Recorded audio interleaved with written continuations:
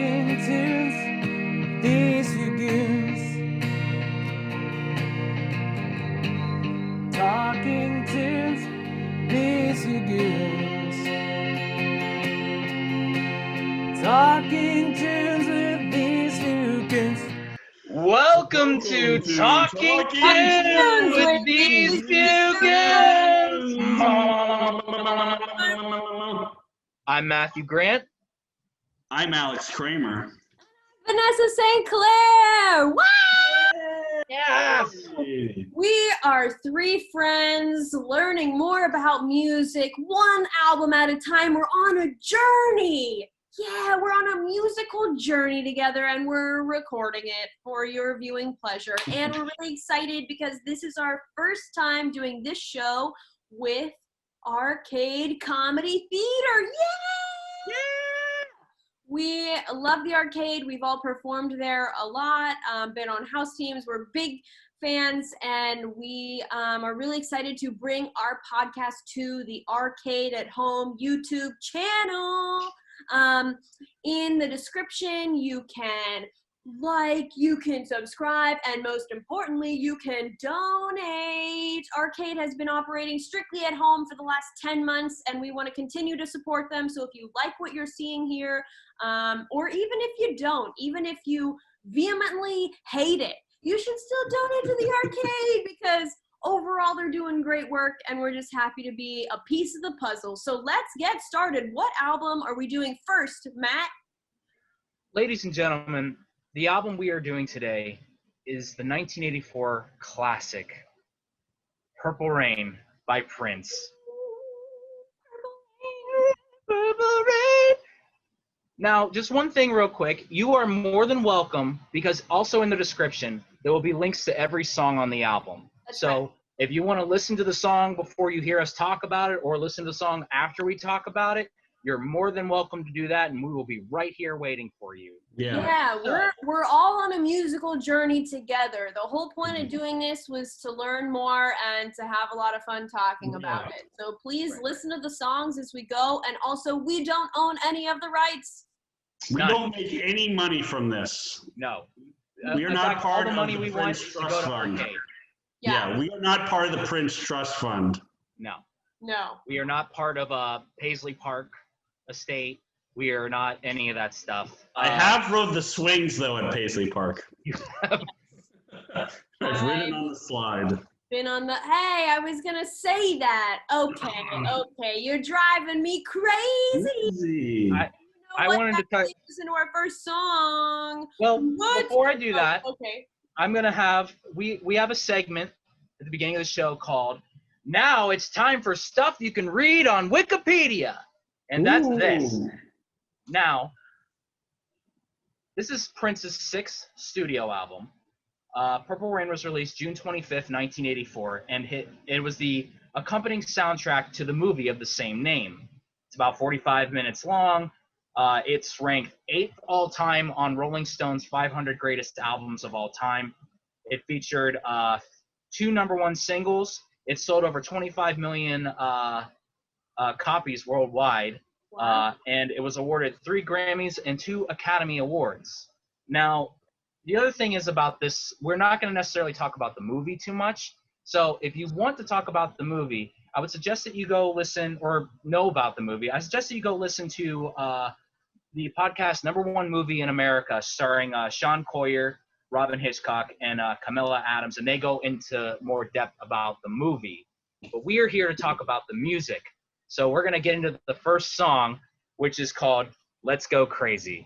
Okay, so now we can go crazy. Thanks for really muting my craziness, but we're back to being crazy. Woo! Yeah. Okay, what an opening. What an opening, guys. Yeah. How do you feel about this song? I really liked it. I didn't know it as well as the other songs that are iconic, but then I was like, okay. Yeah. Okay. Yeah. Go ahead, Alex. Getting ready for this episode, this is when I started to really notice things about the songs. Vanessa, you've listened to this album before, right?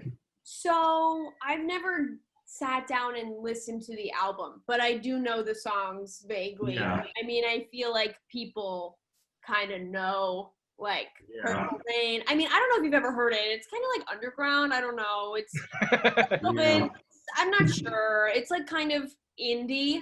It's something that like me, myself, and I listen to, but I don't know about you. I don't know. Well, we're trying to help out this small artist known as Prince. Like, we really think you guys should listen to his music. So he has a really awesome SoundCloud. You should check him out. Exactly. He needs he needs more listeners, so he can really break through. He can break through that barrier. And he cooks on YouTube, and it's really good. He cooks on, Dearly beloved, this song is the perfect song to start anything to. Getting up in the morning, going out at night, getting ready for work. It's just, or even like if you have to put up a retaining wall. Like, this song gets you hyped. This song is an explosion right in your face, like right off the bat. And if you're not feeling good the second this song is over, then just turn it off. Oh yeah. Because I have like basically Dory level short-term memory loss. Is this the song that starts off with the Dearly Beloved thing? Yes. The song. Okay, you know what I liked about this is that a lot of people, when they first begin an album or like the first track on an album, they like to go big. They like to start off like, wah! And I mean, yeah, it gets that way later, but at the beginning he was like, hello, I'm going to talk and you're going to listen. And yes, everyone told me this was a terrible idea, but this is how I want to do this song. And those executives, like, I just love everything. I should have started that album. Yeah, like that should have been the prayer at the beginning. I know. It was great. I just really liked that about this song, and I thought that it was really fun. But, it's one of his biggest, most famous songs. Like, And I was like, I didn't know this as well. Just kidding. I did. Yeah. Good. Setting myself up as a real expert, going forward. You sound like an expert. Well, listening to this song, it reminds me of like, I need to read lyrics more.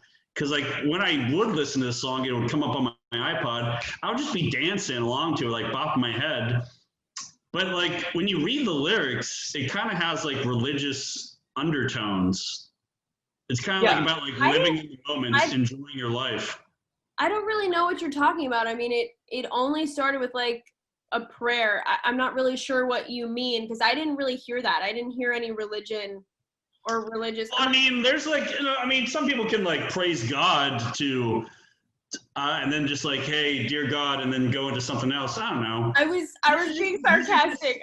This is a new side of me. This is me opening up about like, maybe I've missed other religious tones in songs. Like maybe 50 Cent has a religious song that I never. Listen, Prince's music is actually filled with a lot of like religious iconography. I'm not sure. I know I didn't say that word right, but y'all know what I mean at home. Iconography. Thank you.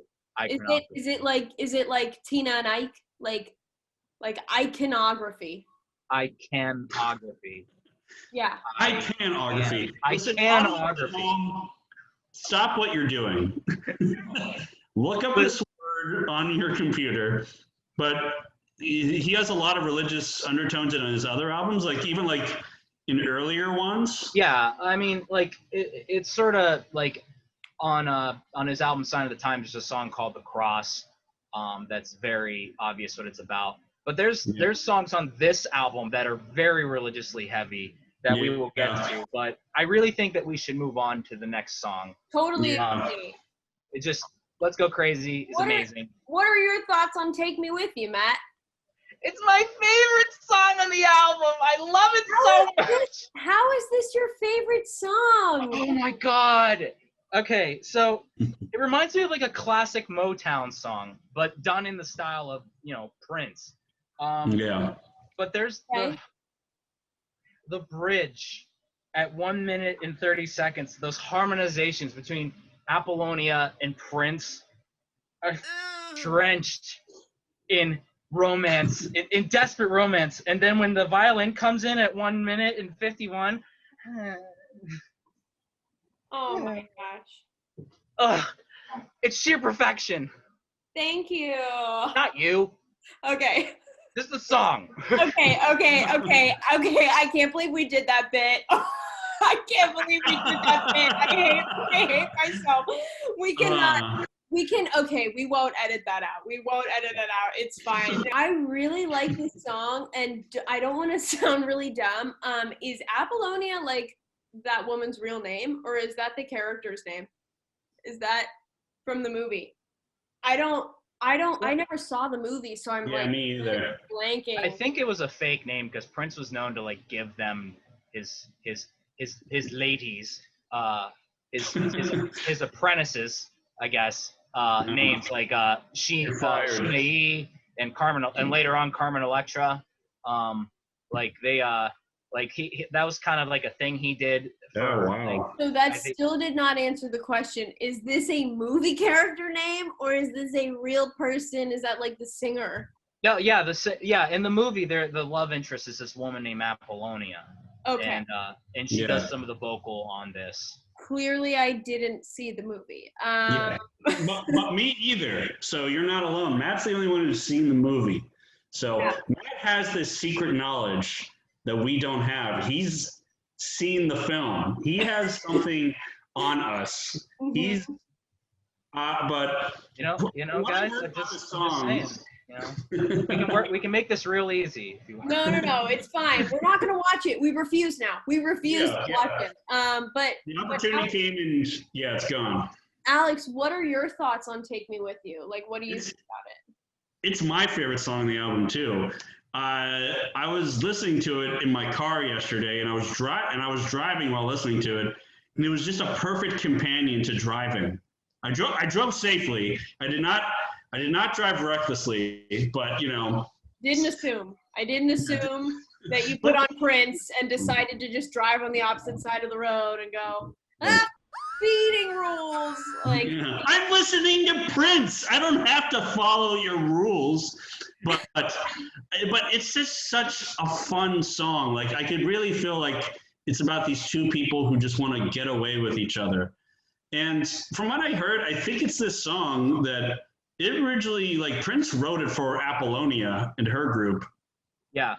Yeah, and but then he just thought, like, no, let's do it and make it a duet. And it was just, they sound so great together. Oh, it's so gorgeous. Oh, and like, I don't know, there's just something, and I can say this about like other songs on this album, but I mean, it comes from the 80s, but like it has a total 80s sound, but like it feels timeless. It feels timeless. Like, this sounds better than some of the stuff I've heard in now times. That's what they say. Yeah. I see you writing in the comments. Mm-hmm. Historian, History Channel, but that's what they say. But like even with some other songs on this album, it sounds like, of course it's from the 80s and it sounds very 80s, but the way he crafts it and just how like he seems like such a perfectionist. Mm-hmm. I don't know what it is. I mean, Matt's more of like the music theory guy, but just the way he writes and conducts this music is just amazing. And like with this album, he was very open to like, with the revolution, revolution happened. It was a history thing. That was the name of his band, obviously. Prince and the Revolution. It's a stupid joke, but like for the band, the members of the band said like, he was very open to like opinions about the music. They all like could get a word in, but like, I don't know, just this, especially this album with like what you said, Matt, with like the violins in the background just worked so perfectly. Mm-hmm. Yeah. It's legit. Like, the funny thing was I never heard this song until a couple of months ago when my obsession with Prince really started and I started listening to everything he ever put out. Really? Yeah. And this was like a multiple years thing with you and Prince. Yeah, I mean, I like Prince a lot. I mean, Prince is Prince. He's an icon, you know, and so like nobody's ever like avoided his music, you know, like, but like. Can you imagine? No, get away! Who was like, you know what? I mean, no, I can't get behind the eyeliner. I can't get behind the purple suit and the eyeliner. Sorry, I just won't do it. I won't listen to it. I don't care. Yeah. I don't care if he's like one shy of an EGOT. I don't want to listen to it. I don't want to check it out. And also like if he like, you know, he leaves the restaurant without paying the bill. He's at like TGI Fridays, and he's like Prince, you gotta pay for this. And he's like, Prince is Prince. That sounds like a tune, you goon. Guys, we have this game that we play on the show. And let's hear it, Alex. We want to hear it. It's a game where you have to sing whatever you say. So, what did you say? I forget now. I'm so sorry. That sounds like a tune, you goon. Times are tough. You get the thing done. You think you're done. But here comes Prince. Prince is Prince. Repeat and rinse. Prince will be Prince. Your car is broke. Your dress is wet. Your shoes are sloppy. Your mom is moppy. Prince is Prince. Repeat and rinse. Yeah. And I'm not apologizing for any of that. No. I meant everything that I... Don't apologize. My favorite part is, like, your dress is wet. I don't know why. Are we in the rain? I don't understand, but I like it. Love it. We should move on to the next song. Right. Let us continue to purify ourselves in the waters of Lake Minnetonka. Yeah. We go to The Beautiful Ones. That was a part of the movie. That I do know that was a part of the movie because I was reading fun facts. It's a very silly line. The movie is ridiculous, but it's also kind of fun. You know what? Let's dedicate some time to the movie later. But regarding this song, I wasn't expecting it to like hit me the way it did. The Beautiful Ones? Yeah. What are your thoughts on it? I just really liked it. Okay, that sounds so terrible. Wow. How much of an expert am I? I'm really like a Prince biographer. That's how much I know about this song. No, to be honest, I'm gonna be completely honest, guys. I am having short-term memory, so I think I'm gonna have to pause it and then like listen to the song again. Okay. But I do really. So I think everyone should pause it and listen to the music. But this song is really good. I remember I wrote a couple notes about just being like, wow, okay. So my thoughts on The Beautiful Ones. I love that this song, we were talking about sounding like so iconically 80s. I'm pretty sure that Prince like invented some of the things that are now considered iconically 80s, so that would make a lot of sense. But this song sounds, to be honest, it's not my favorite song. Like I do like it, but it's like it's the song from Flashdance, the love theme from Flashdance, which if you've ever heard that is just the most 80s thing, except I really like Flashdance, so I'm not going to on it, but this was a not as good version of that. That's what I have to say about it. Oh. Yeah. The Flashdance song. I've never seen the movie. You've never seen the movie? Okay, well, it's pretty, well, you've heard of Maniac, right? Like Just Steal Carolina Set. That's from Flashdance. There's a couple other songs, but I'm talking specifically about the love theme that was written for Flashdance. Isn't it What a Feeling? What? Wasn't it What a Feeling? No. What a Feeling was its own song that it was Irene Cara. They put it in Flashdance. I'm talking about the love theme. It's literally called the love theme from Flashdance. It was written. Come on, Matt. It was written. Matt, this is our only shot. All right. Don't screw this up. What are you doing? How do you not know this, Matt? Sorry. No, but it's. You're Flashdance you in the face, and that is a real insult. That is a scene from that movie. I've never seen the movie. You maniac. But yeah, this sounds like a bad version of that. No, whoa, that was a little bit aggressive. Yeah. Bad. I would say a slightly less good sounding version. Wow, that's a big take. I mean, there's people out there who don't like Prince, and for some reason, I still get even like Prince. He's like one of those people that like I rarely hear people go like, it sucks, and he's always like put on a pedestal. So anytime I would hear you weren't even like crapping on Prince, but like even if you just go like, yeah, it's not as a good version of this other song I really like.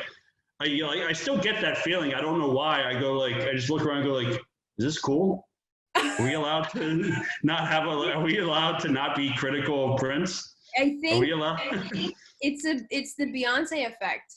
It's like if you criticize Beyonce. I actually have opinions about it. I'm not the biggest Beyonce fan, but I haven't listened to Lemonade. Alex, what are you doing? This is our first show. We can't on Beyonce. Do you realize This will be completely edited out. Do you realize people will never watch our show if you say that? Shh. Don't say that out loud. Shh. She's listening. Yeah, Beyonce, I know you're watching. You and Jay-Z are eating popsicles with your daughters. I don't care what you think. Yeah. All right. But I'll I give really my like thoughts. this song. You like it? Let me give my thoughts on it. Yeah, give your thoughts. This is my favorite vocal performance from him on the album.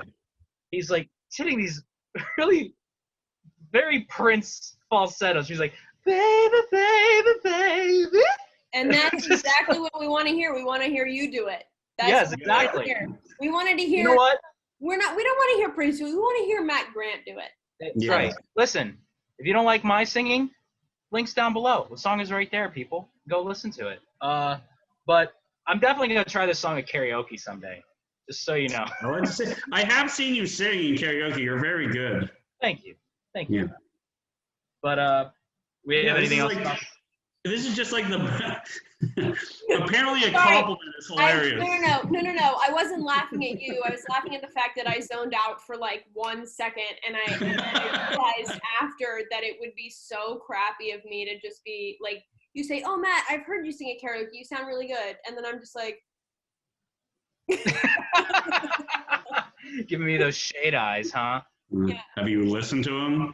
No, but like. I think that, this is the ballad, so it's very nice to hear like a very slowed down Prince. It's really nice. And I do appreciate those high notes.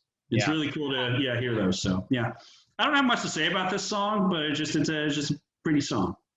Yeah. All right, let's go on to Computer Blue. Ooh, yeah. It seems like this. I initially thought, Alex, that this was going to be one of your favorite songs on the album. Really? Why is that? Because it seems like it's up your alley with your taste a little bit. Yeah. When I listen to this song, I mean, I like every song in this album, spoiler alert, but like when I listened to this, I really thought, and this connects to Prince really well, I could totally hear this song in the Batman movie that he did the soundtrack for. Mm-hmm. Like, I could totally see like this song in a scene with Jack Nicholson as the Joker for some reason. Yeah. I don't know what it is. I just like when I listen to that song, I just pictured Batman, which he did the soundtrack for. And I've only listened to that soundtrack once, but I remember really enjoying it. But like when I was listening to this, I just pictured scenes from that movie. I was like, wow, this like fits perfectly. Cause like I remember the parade scene in that movie. And from like if my memory serves me correctly, it kind of sounded like this really like funky song. So I was like, yeah, this kind of makes sense. I mean, like, there's a part of the song I really like. I don't know what part it is. It's like the bridge or something, but like when it like slows down a little bit and there's that really cool, like, I don't know, keyboard or guitar solo. Yeah, like, it's like a guitar. Yeah. I love that part. That was so perfect. Like when you're getting funkified and then he just serves to like slow it down for you a little bit. He still has the funky beat. It's still funky, but it's a slowed down funk. And he just does this very soothing guitar solo, but you still feel the funk. And I'm like saying this seriously. I'm not trying to be funny. Like, no, I agree with you. I'm not. Yeah. I do like it when you say he made me feel the funk. Like I like that, but Yeah. I do. You're not saying anything crazy to me. Now, Yeah. if we were talking about Bono, maybe I would be like, I don't see it, but I see it. Yeah. Vanessa, brings the fun. Vanessa, that sounds like a tune to me. That sounds like a tune. You goon. When I hear Bono say, I go, and then I go, because I realize that I'm attracted to men in sunglasses. Okay, that was it. Because really, guys, this has been a weird day for me. Let's just move on. Let me say this about computer. Yeah. Let me say this about Computer Blue. Okay. This groove to this song probably led to a lot of 80s sexy time. Oh, Like, yes. This yes. song, My partner was conceived to this song. You're right. yeah. This song, this is the song you to while you're hiding from people in the back alley while you're with your partner. Just kidding. Just kidding. Then I don't want to say that about my partner's family. I don't want to say that. Never mind. I hate myself. You ruined it. Why'd you ruin it like that? I didn't Because like that's that. what it's really like, Vanessa. I grew up in the 80s. I know. No, you were born in the 80s. I was born in the 80s, but I grew up during it. Yeah, Because when you're born, you immediately were born start. a couple days before this album came out. I was, yeah. It's true. Yeah. I was born Oh. the same month, yeah. So that means you were not conceived to this album. But you never know. Never know. You never. People were conceived to this album. Okay, that real is quick, like. I gotta tell you this story real quick. So my mother is a flight attendant was a flight attendant for Delta Airlines for her entire life. Yeah. She worked out of Minnesota. And one time, this was back before you couldn't do this, but like passengers and people who worked on the flights would give rides home. Well, she was flying back from Minnesota and she was giving a guy a ride home from the airport. And she told me that he smelled really good and he was really handsome. And they were talking about art and all this stuff. And when he dropped her off at his apartment, he came around to the driver's side door. He tapped on the window. She rolled it down and he goes, "You want to come upstairs and see some of my paintings?" Now, and yes, it was Prince. But now, yes, it was Prince. My mom claims that she didn't go up there with him, but I don't know. So, Is that why one of your brothers looks like Prince? yes, exactly. My older brother. A lot. Was this this must have been before you then. Like this must have been Yes. before. Okay. This is before I have an older brother, Mike. This was before him. This was like in Oh, the really? Was very this late like 70s. This is before he got like huge? insanely famous. Yeah. Yeah, because his first album came out in 1978, like the one like that's black and his I almost said face. His face is blurry. Yeah. Wow. He had a big afro too, I think. He had like long hair back then. Damn. Yeah. Wow. It was his early 20s too. Damn. Damn. In Prince. an extremely awkward segue about talking about how my mom probably could have been banged out by Prince. Let's talk about Darling Nikki. Tipper Gore's favorite song.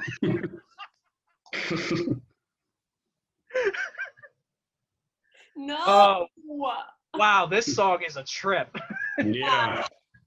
You talk about it. I don't even. I need a strong minute after that.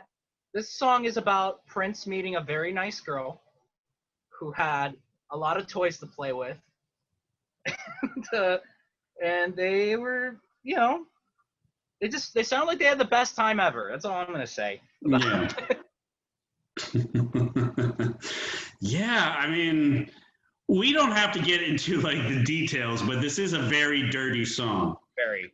And because we don't know who's watching this, but like it talks about he meets a woman who enjoys the art of doing naughty stuff. And, and the famous story. What are you, the Wait, church lady? Alex, Alex, that sounds like a tune you can. That just sounds like a tune. That sounds like a tune. You coon. I don't like that one. I got my paintbrush. I got my canvas. It's the art of dirty stuff. I got a butt right here. I got some boobs over there. It's the art of dirty stuff. Mud and sex. These are both dirty things. Mud and sex. These are both dirty things. It's the art of boom, boom, boom. Yeah. I can see I'm sitting by the window. I can see my neighbor walking by, had the window open. They're like, guys, What Netflix show are you watching? you're on full blast. I can see their face like. Well, you know, the guy. Are you not entertained? But like the famous story was like Tipper Gore bought this album for their oldest daughter, and she was listening to it, and then this song came on, and she got really pissed, and so then that started. I forget what it's called, the parental music. Basically, I can't remember what it's called either, but basically it's the reason why Parental advisory. Yeah. This song was what created that. Yeah. That is so cool. I had no idea. Oh my God. That is so sick. Prince changed the game, Mike, in that way. And this is like a headbanger. Like, I'm just trying to think, like, this must have been so fun to play live. Because like the intro, because how it like, I don't know how this describes it, but how it transitions. I see what you mean. Computer Blue into Darling Nikki with just that drum beat, and I don't even know what the other instrument with like the bam, bam, bam. Like seeing that live. Sorry, what were you saying? No. I think there was like I don't know. I don't think that's the right term for it, but it was at the beginning of Darling Nikki. Is it like a drum machine that they were using to sort of like some of those sounds I can't pick out an instrument for, but was this just I feel like I always forget literally every song as we're doing it. I did mute myself to listen to it for a second, and is this the one where he talks about like I saw that girl in a hotel lobby like masturbating? Yeah, is that the one? Okay, I was just because I remember hearing that. I was doing the dishes earlier. I was listening to the album, and I was just like, I was just standing there, and I went, "Oh, okay, yeah, I don't remember this. I don't remember this part." Oh, speaking of Flashdance, Jennifer. This episode. Yes, Vanessa, about Flashdance. Jennifer Beals was supposed to be Apollonia, but she didn't want to do it. And in fact, if she had done it, she might not have been in Flashdance because they were both released in '83. So she might not have been able to do them both. Both Oscar winners. Were they? Was Flashdance an Oscar winner? Well, did they win an Oscar? I'm pretty sure it's considered like one of the worst movies. Well, no, it probably won something for the song. Yeah, she's a maniac. Maybe. You know what, America? Because I know all of America's watching this.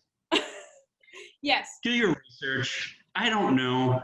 I'm just thinking this song won an Oscar. Because other cheesy 80s songs won Oscars, like The Time of My Life from Dirty Dancing won Best Original Song. It did. The Stevie Wonder song, I Just Called to Say I Love You, won an Oscar. That's not a bad, you just said cheesy 80s songs. That's not a bad cheesy 80s song. I've never listened to that song. I just know, I just called. Yeah. It's cheesy. Yeah.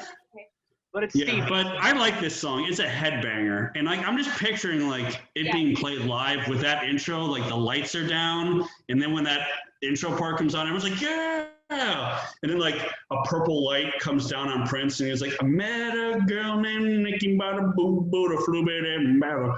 And then like all the lights turn on when it hits like the jam part. When I saw a little Nicky grind and all the lights come on like bam, bam, bam. Yeah. This is the headbanger song on the album, and it's such a rocker. It is. And with like the controversy that this song influenced someone to stop people to warn parents, I think is a added cool bonus in my book. It's hilarious. I had no idea. I love that fun fact. Oh my gosh. I didn't know that. That's so awesome. I think this is where the album flipped over, right? That's right. So Okay. it's time for a little break, and we're gonna have a little advertisement for the arcade. Yeah, we go get your snacks. Well, listen first, but you can get your snacks or a water, take a little bathroom break, or you can listen to this sweet advert about the arcade. It is the Get 'em, only non-profit comedy theater in all of Pittsburgh.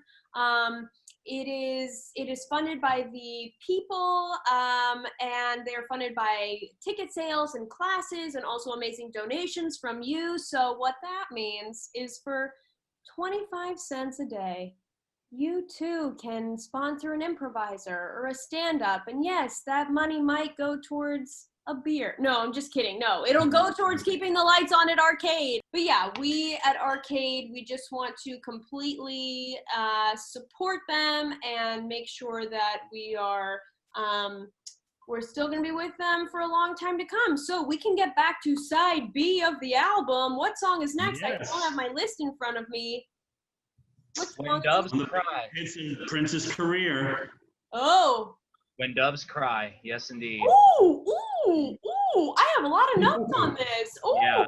Yes. Ooh, This yeah. is Vanessa's take.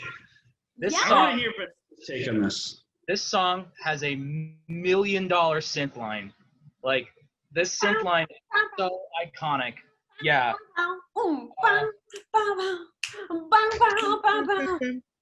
It's just now. And baby, it's oh yeah. Okay, honestly, I don't know any of the words except when doves cry. And like, I love that. I love that I don't know what's going on. I love that I don't understand. I didn't look up the lyrics because I didn't want to. I didn't want to know what was going on. All I wanted to know is that doves are crying. And also, he talked about his dad a lot in this song. This was the one where he was like, maybe I'm old like my dad. Maybe, did he have daddy issues? I don't know. Maybe you're just too demanding. Maybe you're just like my father, too bold. Maybe you're just like my mother. She's never satisfied. Go listen to it, people. It's Yeah. you don't want to hear it from Weird, us. because the music is so like, and then the lyrics. What's so funny? What did I? Just the music so music. wah-pa-pa-pa. That's what the record company told Prince when he turned in this song. So Prince, I love this song. It's so wah-pa-pa-pa-pa. Yeah. Yeah. Okay. Yeah, Prince. Yeah, it's so wah-pa-pa-pa. This is what this company needs. Well, what I'm saying is I just really love it because obviously it's iconic and like everyone really likes it. I think that it's the perfect in terms of oh my God, I just had an amazing idea. I didn't even think about this until right now. Okay, so you know when you watch a musical and then you leave for intermission and then you come back and the song at the beginning of the second act is like always like, wow, like so big and just we're coming back into the show. You know what I'm talking about? You want that? You want to do that? No. What I'm saying is like, this is that. And you wouldn't think that even in an album, like even on two sides of an album. But yeah, if you think about it, you would want to have like a really kick-ass, amazing first song, even on the second side of the album. Because people will skip it and then be like, should I listen to the second side? Oh, I'll decide from the first song. So of course you want like something that's like, ooh, down. Oh, even my earrings are dancing. Like that's how much I love this song. Yeah. What were you gonna say, man? From a musical standpoint, the real interesting thing about this song is that there's no bass, and which is a really weird thing to do, especially in a pop song. Wait, what? There's no bass. What There's about no bass. And that's what Prince wanted too. He really wanted this song to have no bass. Yeah. Do you mean no like musical instrument bass? Or Yeah, do you there's mean- no There's not even Fish in the studio. And he had There's not one iota of a aquatic creature was in that studio. That's not what I'm saying. I'm saying, or is it like, do you mean bass? Am I overthinking this? I thought sometimes bass describes like the tonality, right? Like it describes. No, bass is literally like it's the punctuation of the rhythm. It's like That's what I'm. yeah. I feel like we're describing the same thing, and I'm just not educated Usually it's done with a bass guitar, in music. but there is no bass guitar on this song. Yeah, Hey but guys, not hey, just hey, you the two. guitar, but also like You the know what your conversation sounds like? When doves cry. You're just too bold, Vanessa. You're just. Hey, that sounds like a tune, you goon. Me? Yeah. Maybe you're just too bald, Vanessa. That sounds like a tune. You goon. Dig if you will, Vanessa. No. To go over all of No, this. you're coming. No, you. No, you can't. Phony. You can't just do a parody of one of the most iconic songs ever. Stop it. Get out of here. Go. Yeah. Right. I sang a song about someone's mom being moppy, all right? You can did. come up with a song. Yeah. I can. Vanessa, what can I say, girl? You break my heart. Try to teach you about the musical things, but then you just don't know. Vanessa, Wait. you know, This is a Vanessa, Pete song. you're just too bold. That's all I This- got. That's sweet. It kind of sounded nice at the end, but at the beginning it just sounded like you were just roasting me. It didn't even sound like you were trying to come up with. You're like, I'm trying to explain something to you, Vanessa, and you just don't know. That's what you Yeah. said. Oh, Too you. above your- I really like that this song has no bass. That's really interesting to me. It's like just a tiny fact that is so interesting. And I really like, I forget the director's name of Purple Rain. Albert Magnoli. He told Prince, just write a song just like for this part of the movie, like about a love affair and parental issues.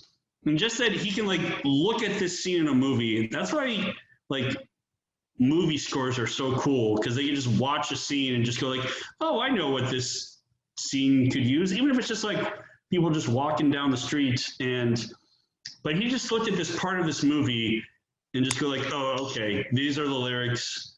And he just wrote this song that's one of his most known songs. I find that super funny cool. about it. Yeah. Yeah. Is that's exactly what happened. And Prince came back the next day with like one of the most popular pop songs that has ever been released. Like this And that's is not a new thing for Prince. Like he would work all night on albums. yeah. Isn't that so disturbing that someone can just write a song in 5 minutes and it's like one of the most amazing songs ever? That's what freaks me out, is when people can do that. I just think that that's an amazing talent. Or people spend forever working on albums and then it does nothing comes from it. But then, you know, they have one song that they write and it goes crazy and people love it. That's so good. Yeah. They say that he wrote it in one night. Yeah. Wow. Yeah, he pretty much had it completed. And he went and he took it to the director and he was like, you think this will work? And the director was like, yeah. I have a good feeling about this. Yeah. Yeah. Sounds a little bit. I don't know. It kind of just like, what is it? What is that when doves cry? When pigeons menstruate? What is that? I don't understand. I don't get it. We learned about that in health class. Yeah. Wait. That's not the first thing. I'm sorry. Wait, hold on.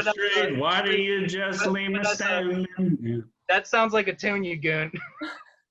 When pigeons menstruate. No. Gotta do it. Okay. That sounds like a tune.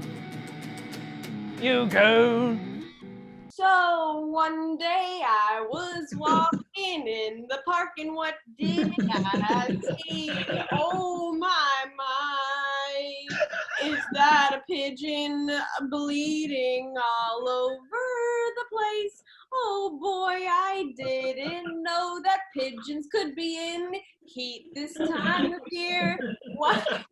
I'm so sorry. All right. Wow, that sounds like a musical song. Sorry, guys. I'm really bad at this game. I feel like I should backtrack and not agree to do this. We spoke about what we wanted to do with the show, and we were like, let's do that sounds like a tune, you goon. And I was like, yes, I love it. And now I'm thinking that might not be the best choice.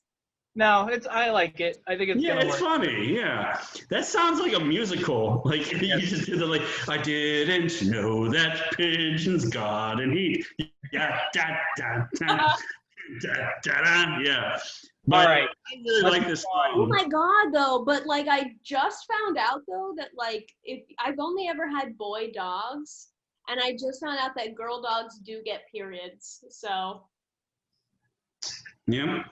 So let's move on to "I Will Die for You." I mean, sometimes people bleed when they die, so Yes, this they is do. a perfect transition. This song is. We were talking about religious aspects. This song is about Jesus talking to his followers and what he will do for them. Yeah. So, And, Prince like, you has think like Prince is like seeing himself as like a messiah or like in this, well, yeah, in this totally. context, yes, he's writing it from the perspective of Jesus. Part of me really likes that Prince is so he's not magnanimous. What am I saying? Part of me likes that Prince is so, like, I don't want to say holier than thou, because I think that that's so cool when people are just cool. Do you know what I'm saying? Like when people just kind of act like that. But also part of me is like, can you chill? And I don't like when people refer to themselves as religious figures. I mean, yeah. I didn't like John Lennon before the Jesus comment, but like I really didn't like him after the Jesus comment. Do you know what I'm talking about? I don't like John Lennon for a bevy of reasons. Oh but, yeah, totally. I'm not a fan overall, but I'm saying that like I just don't like it when people refer to themselves. Well, I backtrack on the John Lennon thing because he was actually commenting on the fact that people are not in tune with their religion. But it's not even that I feel. It's not that religion is like the most.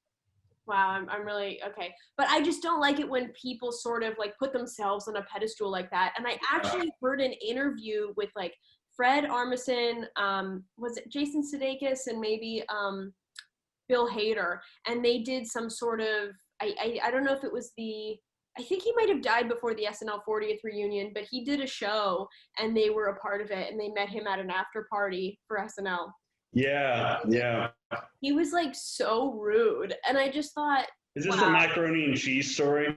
Yeah. This is the mac and cheese story, and I was like, oh, how does that just sucks. You know what I mean? I just don't want Prince to act like that. I was hoping that he would not be crappy, but it seems like even in the 80s, he was like, even though he was so young, he was like, I am amazing, bask in my glory.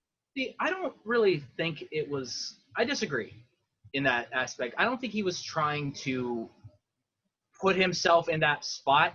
I think that he just had a thing of inspiration, a writing inspiration, where he could write from the perspective of Jesus. Because if you listen to his other work, he puts God first, a lot in his. And he's a very religious person, isn't he? Like he was a like what Jehovah's you were saying. Witness. Yeah. Yeah. Like there's actually literally stories out there of him going door to door to people's houses, and which before or after he was Prince. Huh? Before or after he was like famous? After he was Prince, he became a Jehovah's Witness like I think in like '93. Like, is that when he became the artist formerly known as Prince? Or? Yeah, it was somewhere around that time when like he had that dispute with his label, and but like he's a guy who I don't think he did it to like try and put himself there, but I think he did it because he had I think in my opinion, he's actually praising God in a way, because he's like in that bridge, that amazing bridge in the song where he's like, "You're just a sinner, I am told, make it done," like that, and then he does the love it. Uh, Here's the thing, this has nothing to do with this song. My comments on him had nothing to do with, I know it's coming at a poor time, but like my comments related to Prince being like, I am Prince, have nothing to do with this song. It just feels like this is an early iteration of that. And I actually really do like this song. And I think it's one of the more famous songs on the album. I had heard it before we had this and we sat down and listened to the album. But I just think that, like, when I just don't necessarily like it when people take themselves that seriously. But then again, this is your art. What else are you going to take seriously? I don't know. I keep on backtracking, but you get what I'm saying. No. Yeah, there's a thing between like being confident and then thinking that your don't stink. Yeah. I'm not even trying to be funny when I say that, but like, I like the story Vanessa was talking about. I saw that clip too. Like, I think it was, Seth Meyers, Fred Armisen, and Bill Hader. It was Seth Meyers. Telling a story about like how, because Prince was on Saturday Night Live in like 2006, and he had his own after party. And usually he does a concert, but it was just at like this center where there was just a buffet, and he was sitting alone at a table eating mac and cheese. And Fred Armisen like worshipped Prince. He was like, I just wanted to go up to him and tell him how much I love him. And he went up to him. And he was like, listen, I just want to say, I think you're the greatest. And Prince goes, you know what I think is the greatest? And Fred Armisen was like, what? And he goes, this mac and cheese. And maybe Prince just... Maybe he had like a wild sense of humor. Like maybe he was that funny. But also, I think that if someone is earnestly, I don't know. It's really rubbed you the wrong way. He had been famous for 30-something years at that point. So obviously, like his perception, to him, it doesn't seem, this happens every day. But to Fred, that was a really important moment. And for him to just be like kind of rude, I don't know. That feels I think the thing about Prince, and he didn't do too many interviews, but like pretty much every interview he did, he basically kind of said the same thing. He's like, I'm about three things. I'm about God, I'm about my family, and I'm about music. So like he was a guy who did not give a flying about fame. Like, fame was a consequence of how talented he was, and so like he was never impressed with like meeting people but you still can respect that other people think that you're great, and to them that's a really important moment in their life. But I also have heard things, he did really cool stuff where he went on New Girl. Like Prince did cool things. I think that he was just the type of person who he did whatever he wanted to do, and that really paid off well in terms of musically his career. But then when he hit a certain level of fame, he was able to just go different places and do different things that other people wouldn't have access to, which I also think is amazing. That's kind of the point of being successful, is being able to do things that you wouldn't have been able to do before. But I think that on a daily basis, when people talk to you, I don't know. I think maybe he could have been like a little nicer, but also, John Mulaney talks about meeting and writing for the Rolling Stones when they came on SNL, and their whole perception of life was so different. They had been famous for 50 years. Like, they don't know what it's like to be a normal person. Not funny. We should move on to our next song, though. Yes. Yeah. I like I Would Die For You. I love the keyboards and the drum machine on it. It sounds like a weird thing, like if any other artist did it, but like Prince just makes it sound perfect. That's just my quick opinion. Yeah, the synth line in this kind of sounds like what a strobe light would sound like. But I love it. Are we still talking about which song? Now we'll move on to Baby I'm a Star. Okay. I just want to give out my quick opinion on I Would Die For You. Okay. But Baby I'm a Star, here's my opinion. This is the other song I think would fit perfectly in Batman. Well, it actually was in the original cut. Yeah. Oh. Yeah. Because like Tim Burton was like, did Tim Burton say I want this song in Batman, or he wants a song like it in Batman? I'm not really sure about the story per se, like the exact details like that, but basically what happened, Prince gave I didn't mean to Tim point at you like very fiercely. Like, did he say this or did he say that? I don't know, officer. Yeah. But basically what happened, and Prince gave him permission to put the song in the movie. Yeah. But then like Prince came back and was like, you know what? I'll just do the whole soundtrack. You know, and what's Tim Burton gonna say? No confidence on that. Just like you know what? Yeah, I'll just do a whole album for you. Yeah. Just so the song they actually used in Parade, in that scene, the parade scene, was a song called 200 Balloons, and that's where Baby I'm a Star in the original cut was supposed to go. Yeah. He also wrote a song that like he replaced it with like another album, like another song called Trust, I think. I don't know, but I'll say this about Baby I'm a Star. This is a feel good bop about self-confidence. And I just another song on here where like you feel good. Like Bruno Mars has basically based his whole career around like this song is Bruno Mars before Bruno Mars. So I like this. I love Baby I'm a Star. He actually ended the song with "You're welcome, Bruno." Yeah. What did you think about this, Vanessa? It's fabulous. Like, I think, so whenever I listen to this song, I just love that most of his songs, even though they're really poppy and they have like a funk beat, like I just love that whenever I listen to specific artists, I can definitely hear their sound and like their specific mark on it. And I think that his talent, I've talked about it before with different people who I just have an immense respect for, who can arrange music. And like, even though he did write it, I've heard things about him like arranging other people's music and trying to do it his own way. And the way that he plays, he just has like his own like stamp, like this is Prince, you know, and you can pick it out. And I think this song is just another version of that. Like you listen to it, you go, oh, this is Prince. Like this is, okay, I immediately hear it. Let's talk about Purple Rain. Okay. Yeah. In my opinion, this song on the album almost ruined Prince's career. He had to go on an apology tour and apologize to his fans. Why? Oh, wait, sorry. I'm reading a lie because that's not true. This is his song. That was so believable, right? No, what? What are you saying? Oh my God. Well, okay, this is a real fun fact about the song. I did hear that Prince wrote over 100 songs for this movie, and then this was not one of them. This was not one of the songs, but the director heard him perform it live and went, oh my God, we have to include it.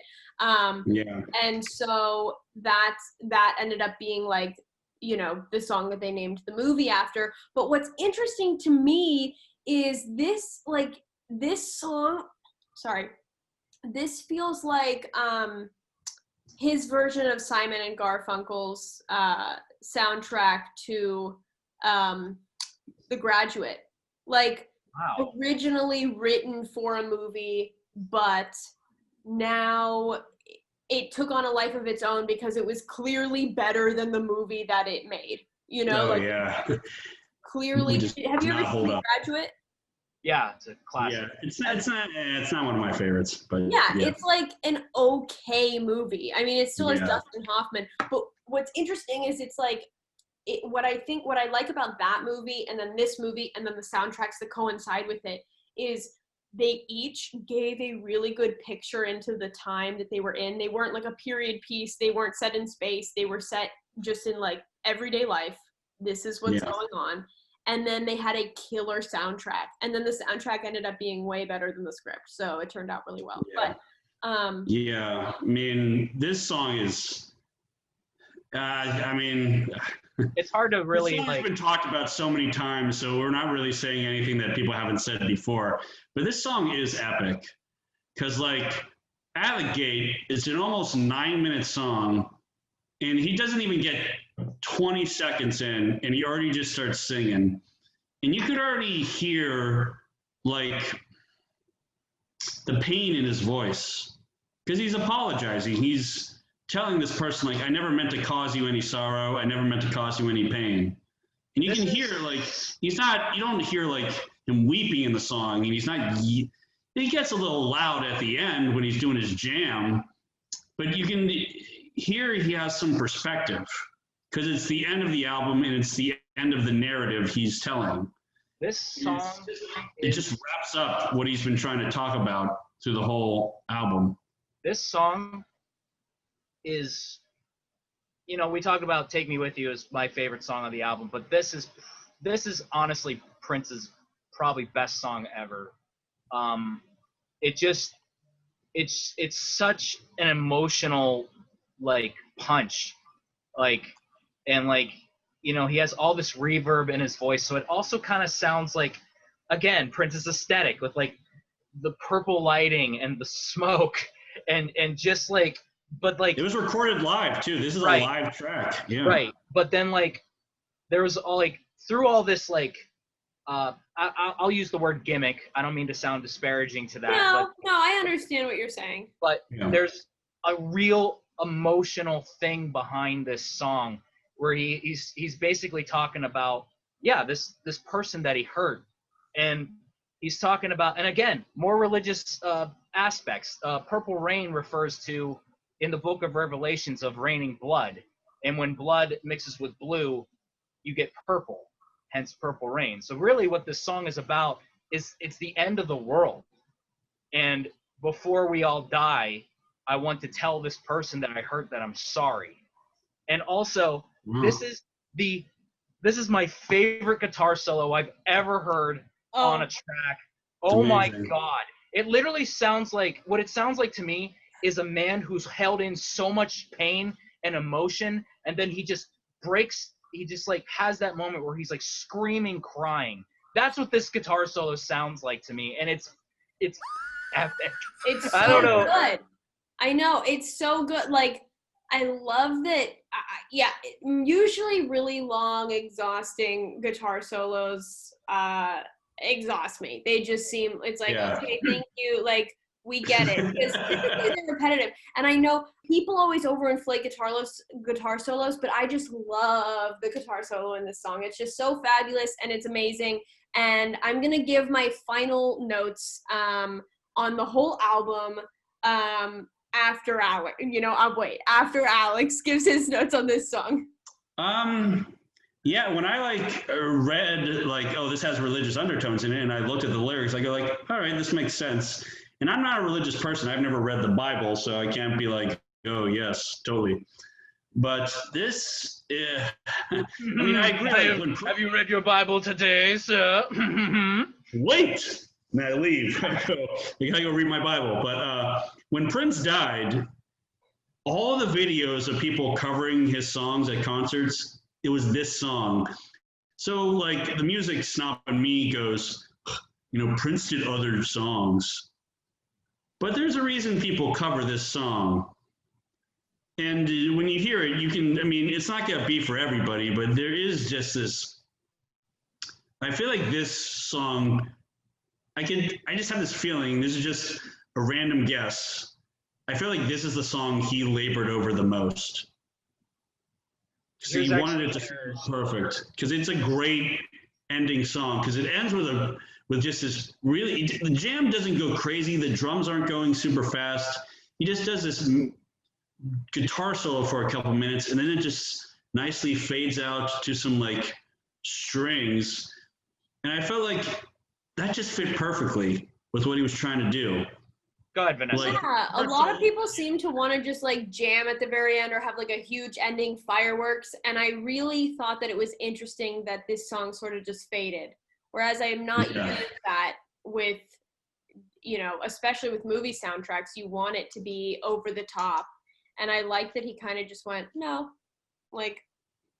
Yeah, I liked how first it was the guitar that went, then the drums and at the end they're like smashing all the hi-hats and cymbals. Yeah. Like that goes away, and then there's that beautiful little piano, and then that stops. I love the part of the piano where he hits like it sounds like he hit the wrong note, but it doesn't sound like it. It was like dun dun dun dun dun dun.